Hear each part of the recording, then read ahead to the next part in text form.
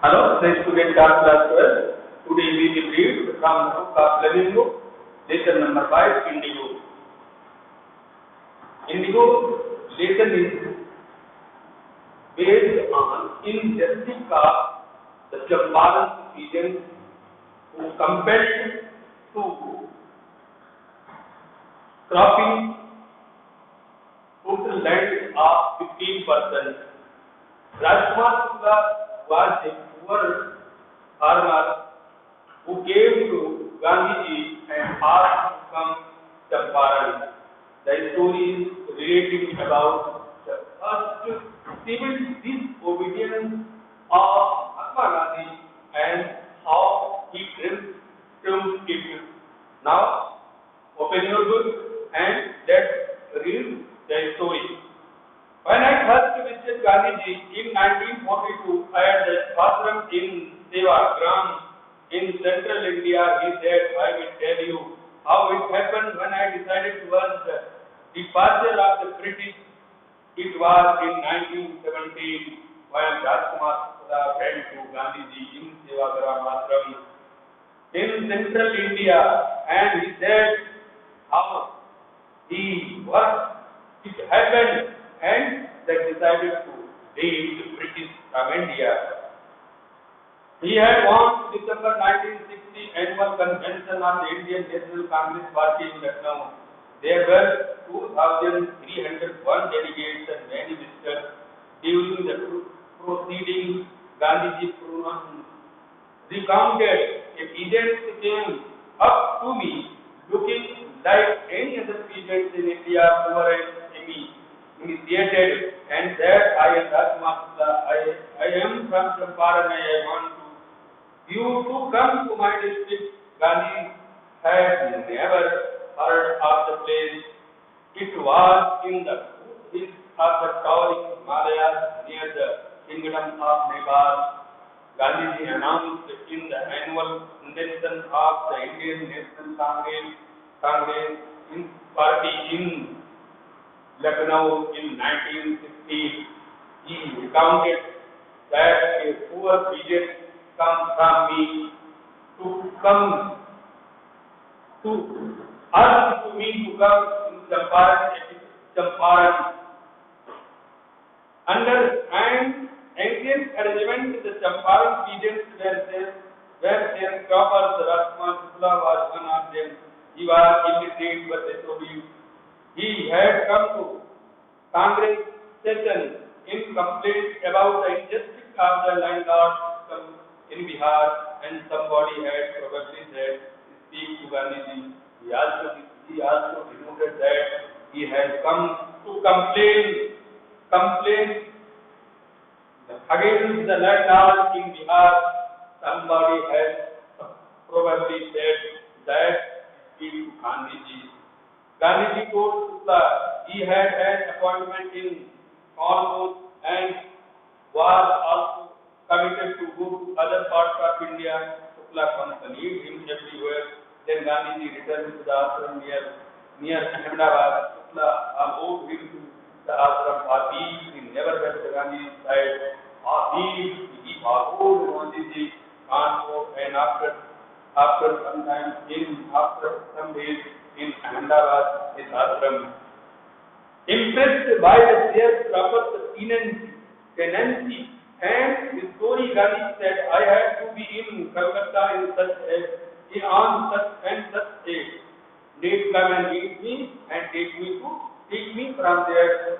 I laughed at and such a date. I have to be in Calcutta and take me from there. Months passed. Shukla was sitting on his haunches at the appointed spot in Calcutta. When Gandhiji arrived, he waited till Gandhi was free. Then the two of them boarded a train for the city of Patna in Bihar. There Shukla led him to the house of the lawyer named Rajendra Prasad, who became president of the Congress Party and of India. Rajendra Prasad was out of town, but the servant in Shukla as a poor human who who pestered their master to help the indigo sharecropper. So they left him stay on the ground with his companion Gandhi, whom they took to be another peasant, but Gandhi was not permitted to draw water from the well. Lest some drops from his bucket pollute the entire food. How did they know that he was not an untouchable? On the way up Champaran, Gandhiji and Shukla met both went to the house of Rajendra Prasad, who was a prominent lawyer of Patna in Bihar. But Rajendra Prasad was out of city, but his servant helped him to stay there. Gandhi decided to go first to Muzaffarpur, which was on route to Champaran to obtain more complete information about conditions than Shukla was capable of imparting. He accordingly sent a telegram to Professor J.B. Kuklani of the Art College in Muzaffarpur, whom he had seen at Tagore Santiniketan School. The train arrived at midnight, 15 April 1917. Kriplani was waiting at the station with a lot of students. Gandhi stayed there for 2 days in the home of Professor Malkani, a teacher in a government school. It was an extraordinary thing in those days. Gandhi commented for a government professor to harbor a man like me in smaller localities. The Indians were afraid to show sympathy for advocates of home rule. The news of Gandhi's advance and of the nature of his mission spread quickly to Muzaffarpur and to Champaran. Sharecroppers from Champaran began arriving on foot and by conveyance to see their champion Muzaffarpur lawyers ordered Gandhi to leave him. They frequently represented peasants group in court. They told him about their cases and reported the size of their days. Gandhi cited the lawyers for collecting big fish from the sharecroppers. He said, I have come to the conclusion that we should stop going to law court. Taking such cases to the court does little good. Where the peasants are so stressed and fear-stricken, the courts are useless. The real relief was them is to be free from fear. Most of the arable land in the Champaran district was divided into large estates owned by Englishmen and worked by Indian tenants. The chief commercial crop indigo landlords compelled all tenants to plant trees 20 or 15% of their holdings with indigo and surrender the entire indigo harvest at the end. This was then by long-term contract. Presently, the landlords learned that Germany has developed synthetic indigo. They thereupon obtained agreements from the sharecroppers to pay them their compensation for being released from the 15% arrangement. The sharecropping arrangement was killed. Some to the peasants and many signed willingly. Those who resisted engaged the lawyers. The landlords hired up. Meanwhile, the information about synthetic indigo reached the illiterate peasants who had signed and they wanted their money back. At the point Gandhi arrived in Champaran, he began by trying to get. At this point, Gandhiji arrived in Champaran. He began to trying to get the fact. First, he visited the secretary of the British Landlords Association. The secretary told him that they could give no information to an outsider. Gandhi answered that he was no outsider. Next, Gandhi called on the British official commissioner of the Tirhut division in which the Champaran district lay. The commissioner Gandhiji reports proceeded to bully me and advised me forthwith to leave Terahut. Gandhi did not leave. Instead, he proceeded to Motihari, the capital of Champaran. Several liars accompanied him at the railway station. A vast multitude greeted Gandhi. He went to a house and, using it as headquarters, continued his investigations. A report came in that a peasant had been maltreated in a nearby village. Gandhiji decided to go and see. The next morning he started out to the back of an elephant.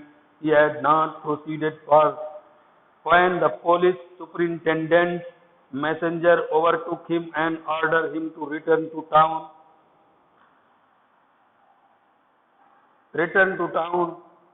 to his carriage. Gandhiji complied.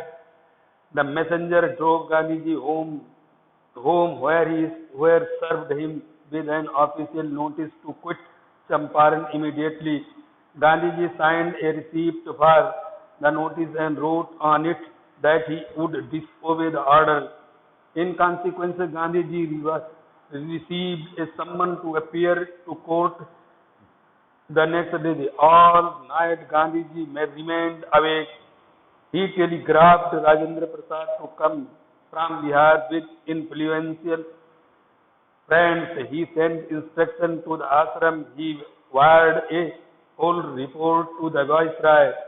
Morning found the town of Motihari blazed with peasants. They did not know Gandhi's record in South Africa. They had merely heard that a Mahatma who wanted to help them was in trouble with the authorities. Their spontaneous demonstration in thousands around the courthouse was the beginning of their liberation from fear of the British. The official felt powerless without Gandhi's cooperation. He helped them regulate the crowd. He was polite and friendly. He was giving them concrete proof that their might hitherto dreaded and unquestioned could be challenged by Indians. The government was baffled. The prosecutor requested the judge to postpone the trial. Apparently, the authorities wished to consult their superiors. Gandhi protested against the delay. He read a statement pleading guilty. He was involved, he told the court, in a conflict of duties. On the one hand, not to set a bad example as a lawbreaker; on the other hand, to render the humiliation and national service for which he had come. He disregarded the order to leave, not for want of respect for lawful authority, but in obedience to the higher law of our being, the voice of conscience. He asked the penalty due. The magistrate announced that he would pronounce ground sentence after a 2 hours recess, and asked Gandhi to furnish bail for those 120 minutes. Gandhi refused. The judge released him without bail. When the court reconvened, the judge said he would not deliver the judgment for several days. Meanwhile, he allowed Gandhi to remain at liberty. Rajendra Prasad, Brij Kishore Babu, Maulana Mazharul Haq, and several other prominent lawyers had arrived from Bihar. They conferred with Gandhi. What would they do if he was sentenced to prison? Gandhi asked why. The senior lawyers replied they had come to advise and help him. If he went to jail, there would be nobody to advise, and they would go home. What about the injustice to the sharecroppers? Gandhi demanded the lawyers withdraw the consult. Rajendra Prasad has recorded the upshot of their consultations. They thought amongst themselves, and Gandhiji was totally a stranger, and yet he was prepared to go to prison for the sake of the peasants, if they, on the other hand, being not only residents of the adjoining districts, but also those who claimed to have served these peasants should go home. It would be shameful desertion.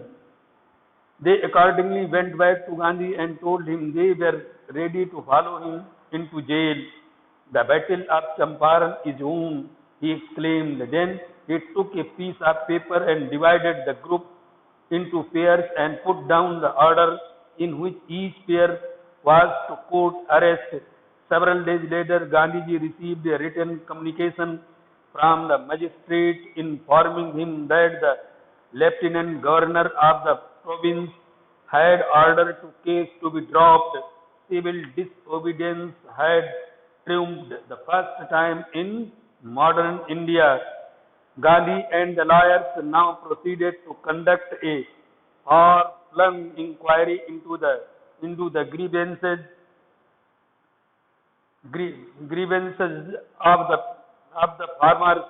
Depositions by about 10,000 peasants were written down, and notes made on other evidence. Documents were collected.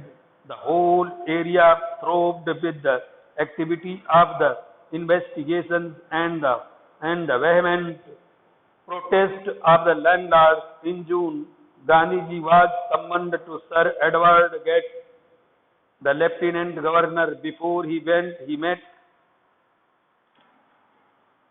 met leading associates and again led detailed plan for civil disobedience if he should not return.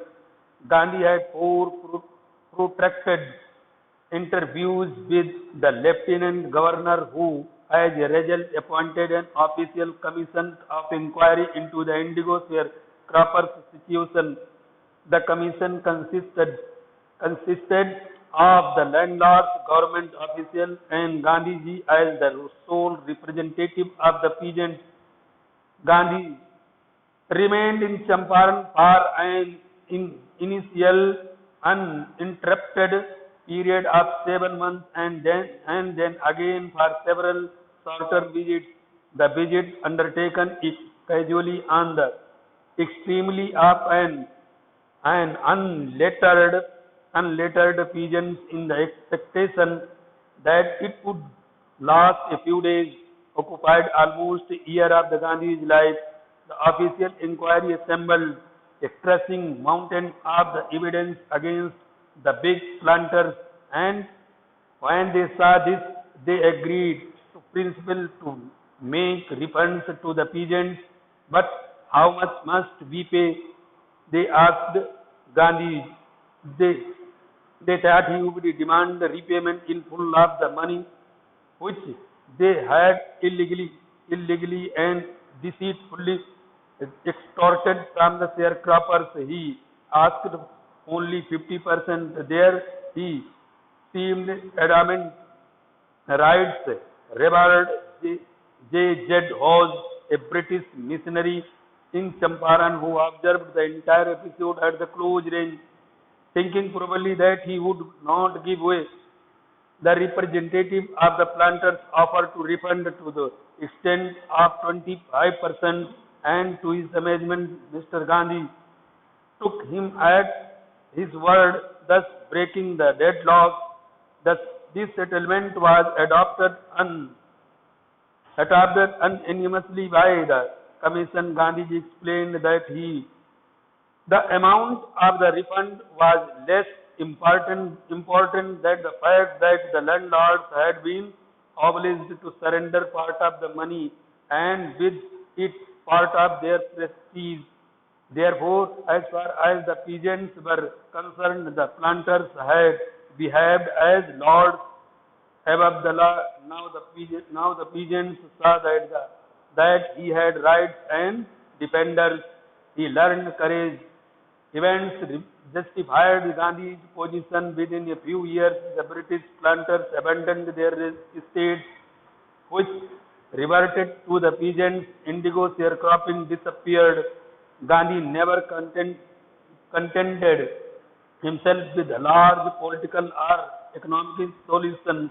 He saw the cultural and social backgrounds in the Champaran villages and wanted to do something about it. Immediately he appealed for teachers Mahadev Desai and Narhari Parikh, the two young men who had just joined Gandhi as disciples, and their wives volunteered for the work. Several more came from Bombay, Pune and other distant parts of the land. Devdas Gandhi's youngest son arrived from the ashram, and so did Mrs. Gandhi. Primary schools were opened at 6 villages. Kasturba taught the ashram rules on personal cleanliness and the community sanitation. Health conditions were miserable. Gandhi got a doctor to volunteer his service for 6 months. 3 medicines were available: castor oil, quinine and sulfur ointment. Anybody who showed a coated tongue was given a dose of castor oil. Anybody with malaria fever received quinine plus castor oil. Anybody with skin eruption received ointment plus castor oil. Gandhi noticed the filthy state of women's clothes. He asked Kasturba to talk to them about it. One woman took Kasturba into her hut and said, "Look, there is no box or cupboard here for clothes. The sari I am wearing is the only one I have." During the long stay in Champaran, Gandhiji kept a long distance watch on the ashram. He sent regular instruction by mail and asked for financial accounts. Once he wrote to the residents that it was time to fill in the old latrine trenches and dig new ones, otherwise the old ones would begin to smell bad. The Champaran episode was turning point in the Gandhi's life. What I did, he explained, was a very ordinary thing. I declared that the British could not order me about in my own country. But Champaran did not begin as an act of defiance. It grew out of an attempt to alleviate the desires of distress of large numbers of the poor peasants. This was the typical Gandhi pattern. His politics were intertwined with the practical day-to-day problems of the millions. He was not a loyalty of abstraction. It was a loyalty to living human beings. In everything Gandhi did, moreover, he tried to mold a new free India who could stand on their own feet and thus make India free.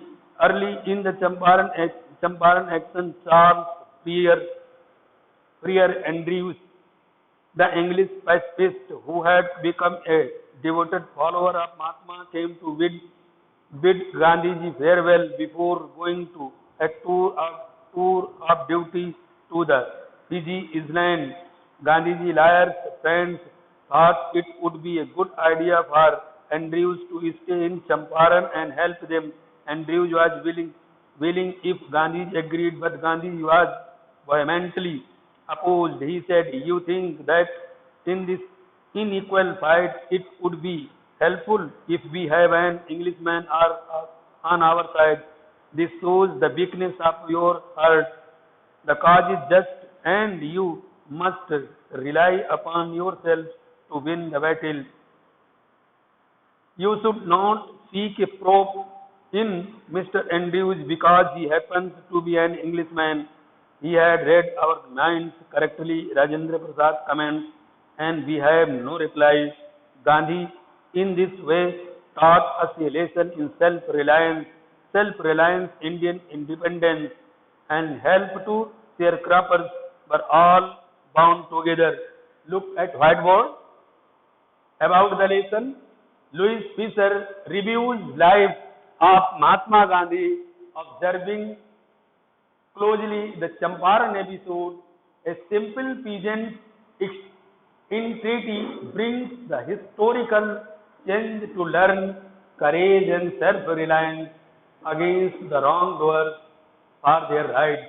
Points to remember: Gandhiji meetings with Rajendra Shukla. Next, Gandhiji at Indian National Congress annual convention. Shukla, a poor indigo peasant, requested him to come to Champaran. Gandhiji agreed to do so. After completing tasks in Calcutta, they visited Rajendra Prasad's house in way to Champaran. Peasants came to meet him at Muzaffarpur. Gandhiji met lawyers and scolded them for charging fee from poor. Problems of peasants. Landlords forced sharecroppers to grow indigo. Indigo is 15% of land. Germany developed synthetic indigo. Landlords demanded compensation for freeing the peasants from 15% arrangements. Some agreed but later demanded money back. Arriving of Gandhiji in Champaran and first attempt of civil disobedience. Gandhiji wanted to meet a British Landlord Association but failed. Tried to meet Commissioner of Terahud. Worked the whole night to get support. Lawyers decided to follow Gandhiji. Cases dropped against Gandhiji. He planned civil disobedience. Commission of inquiry appointed by governor. Evidence against landlords found. Indigo sharecropping abandoned and land given to the peasants. See, the question number 1. Why did Rajkumar Shukla want to meet Gandhiji? Answer: Rajkumar Shukla was a sharecropper of Champaran. He was illiterate but resolute. He had come to complain about the injustice of landlord system in Bihar. He was sure that Gandhiji could help them. He wanted Gandhiji come to Champaran. Question second: what was the main problem of sharecroppers of Champaran? Answer: the land was divided into large estates that were owned by Englishmen.